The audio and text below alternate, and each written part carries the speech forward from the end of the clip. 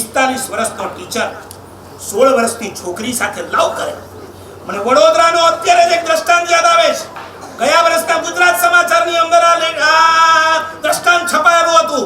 9મા ધોરણમાં ભણતી છોકરી પોતાના રૂમની અંદર જ્યારે ભણતી હતી, સ્ટડી રૂમ. આ દેશમાં પરદેશ જેવી સંસ્કૃતિ નથી. બાળકોને કોઈ અલગ રૂમ નતા અપાતા. બાળકો બધાની વચ્ચે રહેતા અને બધાની વચ્ચે ભણતા. સ્ટડી રૂમના નામે એને અલગ રૂમ આપવામાં આવ્યો. 1 કલાક 2 કલાક 3 કલાક થયા, છોકરી બહાર ના આવી અને બાપ દુર્ભાગ્ય દરવાજો ખુલ્લો હતો, અંદર ગયો અને પોતાના બોયફ્રેન્ડની સાથે ન કરવાની ચેષ્ટાઓ કરતો. 3 કલાકથી છોકરી બહાર ના આવે. ભણવાના નામે બોયફ્રેન્ડને ઘરે બોલાવ્યો અને બાપ જે જોઈ ગયો સ્તબ્ધ થઈ ગયો. છોકરીને કીધું બહાર આવી છે. બહાર આવી ગયા પછી એને કીધું, આર યુ વર્જિન? આ બાપને ટેન્શન હતું ને, આર યુ વર્જિન? અને 9મા ધોરણમાં ભરતી જેને તમે ઇમેચ્યોર કહી શકો, એની ઓવર મેચ્યોરિટી તો જુઓ. એને એના બાપને કીધું, પપ્પા હું વર્જિન છું કે નહીં એ પ્રશ્ન તમારે પૂછવાની જરૂર નથી, મારો ધણી પૂછશે ત્યારે હું એને આપી દઈશ.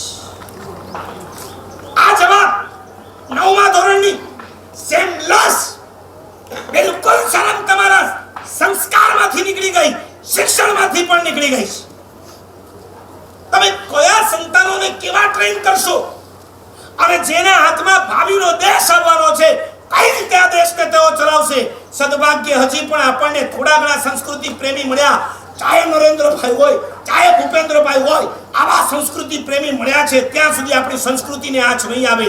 આવતીકાલ અમને બહુ ખરાબ દેખાય છે. ક્યારેક પરમાત્માને પ્રાર્થના કરવાનું મન થાય, આ દેશનું આખું રાજ્ય બદલાય એ પહેલા અમારો શ્વાસ પૂરો થઈ જવો જોઈએ. અમે નહીં જોઈ શકીએ આ દેશની સંસ્કૃતિનું પતન. સૌથી વધુ નજર હવે તમારા ઉપર ઠરે છે. ડોક્ટરો, વકીલો કાઈ નથી કરી શકવાના, સીએ, એમબીએ કાઈ નથી કરી શકવાના. વધુ ને વધુ સંસ્કરણ જો કોઈ કરી શકશે તો તમે કરી શકવાના છો. મા બાપ પણ હવે આની અંદર લાચાર છે. કોઈ મા બાપ પોતાના સંતાનને સાચું સંસ્કરણ આપી શકે એવી કોઈ સ્થિતિ જ નથી, કારણ કે ખુદના મા બાપના ઠેકાણા નથી. 24 કલાકમાં બાપ કોઈ દિવસ પોતાના દીકરાને 10 મિનિટ ન બેસાડે.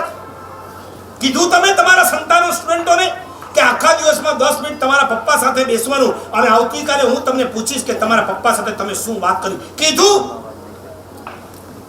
પેરેન્ટ્સને, ટીચર્સને બસ બધા મનાવી લેવાના. તમારી ટીચર્સ ડે ના દિવસે ટીચર્સની ફરજિયાત હોવી જોઈએ કે મારા સ્ટુડન્ટ કમસે કમ આટલું બંધારણ તો એના જીવનમાં અચૂક હોવું જોઈએ. 24 કલાક પૈસાની પાછળ પાગલ બનેલા બાપ અને કીટી પાર્ટીઓ અને પાર્ટીઓમાં પાગલ બનેલી માં હોય, હવે આ સંતાનનું શું થાય?